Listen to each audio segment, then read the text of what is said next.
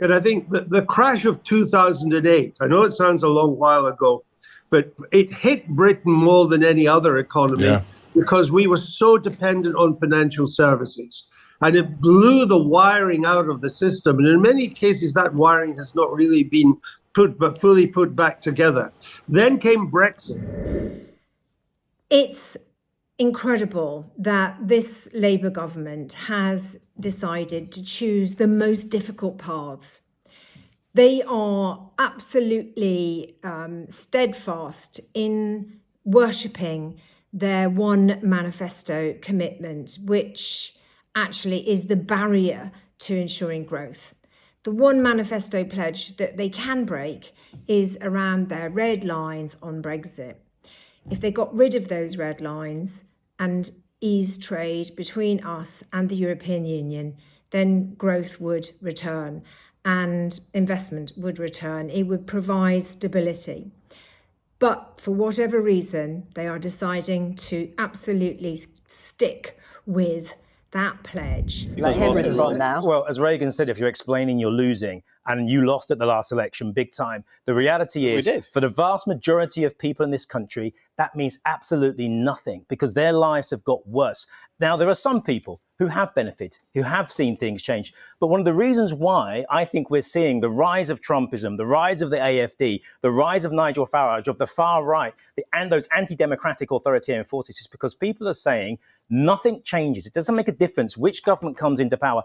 Our lives seem to be getting worse. And that's because we've got an economy that isn't fit for purpose. It isn't functioning. We've got a climate crisis on the way. And you've got governments that are still in hock to private business, wealthy individuals, wealthy corporations, and they are sucking the life out of the body politic and the economy of this country. Really shocking to see a Labour government dismantle the welfare state. Rachel Reeves today has chosen to deliver austerity on steroids to the most vulnerable in society. And in their manifesto, they promised no more austerity. And we now have austerity on steroids. They promised farmers in particular that they wouldn't introduce inheritance tax, and they've done that to farms and to family businesses. They also hit business by delivering a rise in employers' national insurance, which really was like using business as a magic money tree to deliver a sugar rush to the public sector so they could have a pay rise. But it was always the case that that pay rise was going to be temporary because the budget in pushing business means that inflation is going to rise. And also by attacking farms, there is no investment now in farms, and withdrawing support from farms, it means that food is going to be getting more expensive, and we're going to have more imports of lower standards, even more lower standards than we've already got. The one manifesto pledge, which would be a lot better for them to break, would be the one on Brexit. They promised to obey or to stand firm with Theresa May's red lines for some unknown reason. And it's this that they are not wanting to break. And yet these red lines are the one barrier to delivering growth.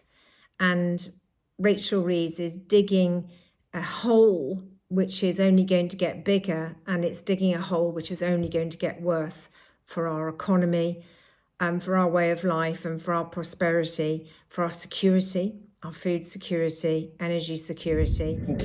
Nick picked up, there will be many who have a sense of kind of despair at this. I mean, you're talking about balancing the books. This is a choice that's being made. Does she? I mean, how can she not balance the books? Well, because you've set an arbitrary fiscal rule, which we were seeing over in Germany, is now being relaxed to invest £500 billion into their economy.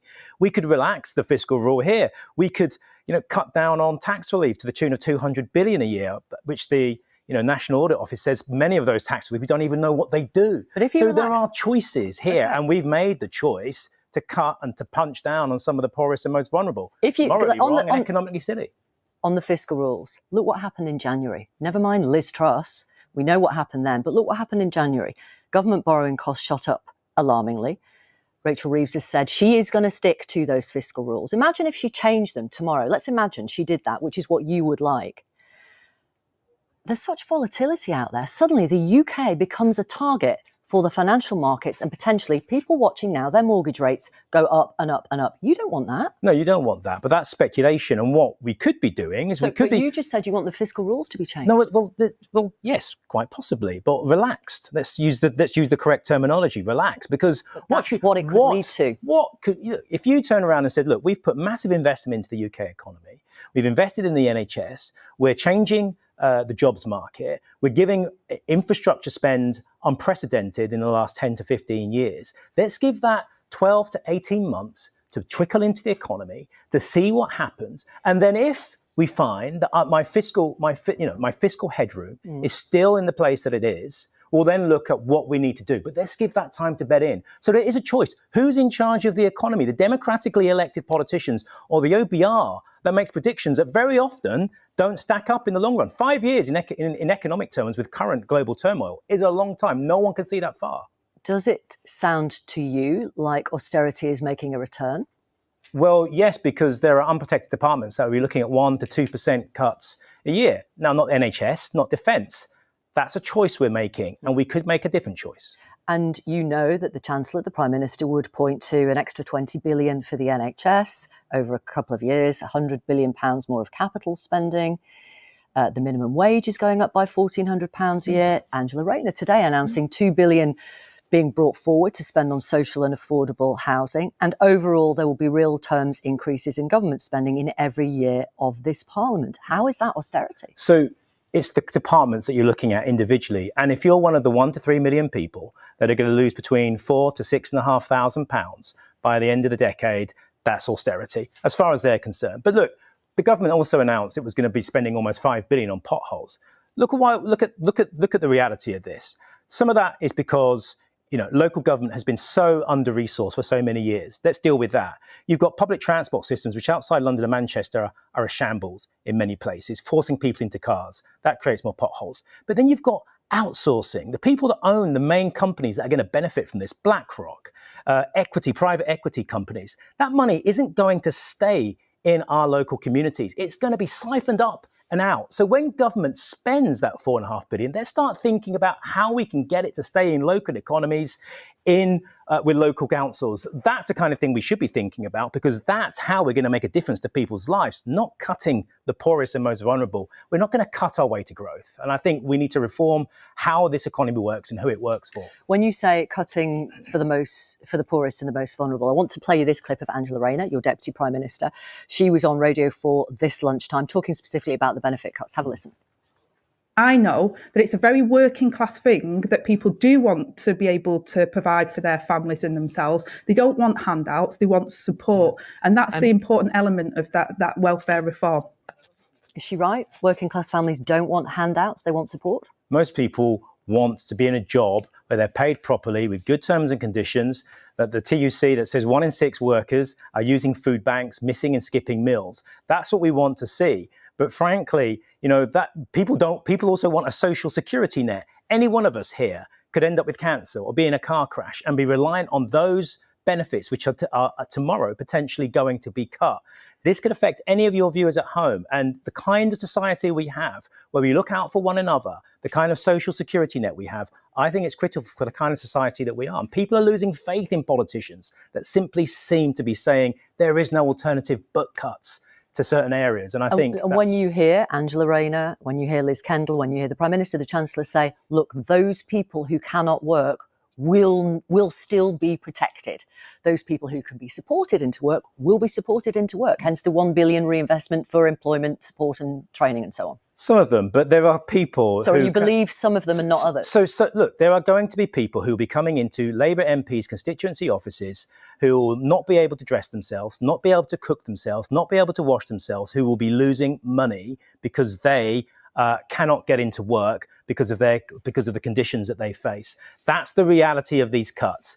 I'm not happy with that. I know many of my colleagues won't be happy with that. And I know much of the public didn't expect that when they voted for my party. And there is something crucial here. It is about trust. People voted Kevin's team out because 14 years of austerity and cuts wasn't what they wanted anymore. They wanted public services rebuilt.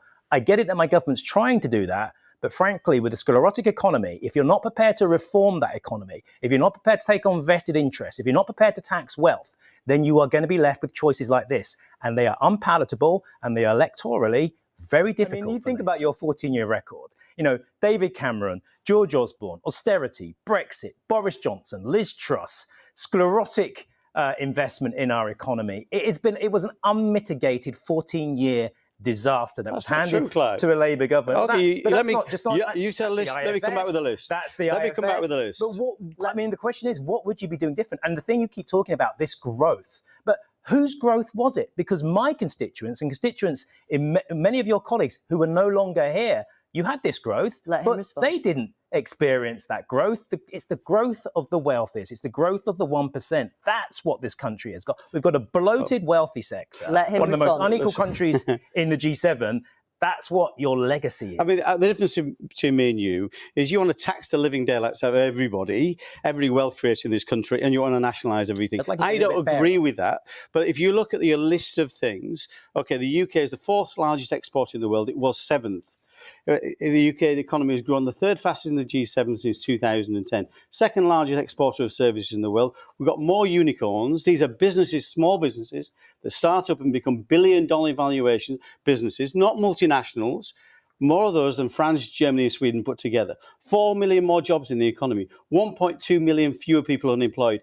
13 million people saving in ISAs. 11 million people saving in pensions. Okay, let him respond now. Well, as Reagan said, if you're explaining you're losing and you lost at the last election big time, the reality is for the vast majority of people in this country, that means absolutely nothing because their lives have got worse.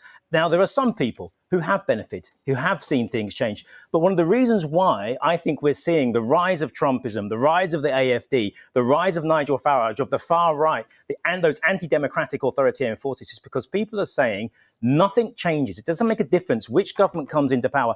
Our lives seem to be getting worse. And that's because we've got an economy that isn't fit for purpose. It isn't functioning. We've got a climate crisis on the way, and you've got governments that are still in hock to private business, wealthy individuals, wealthy corporations, and they are sucking the life out of the body politic and the economy of this country. Thoughts on Labour historically were very negative. And what I've seen now, the more and more I've looked at Labour, is a transformation. Is this going to be the first time you'll have voted Labour? First time in 51 years, yes. And honestly, it took a lot of me soul searching to be able to make that. Because I guess you voted for the Conservatives a lot in the past, is that right? Yeah, and it wasn't really because it was the Conservative Party. It's the Conservative principles I believe in.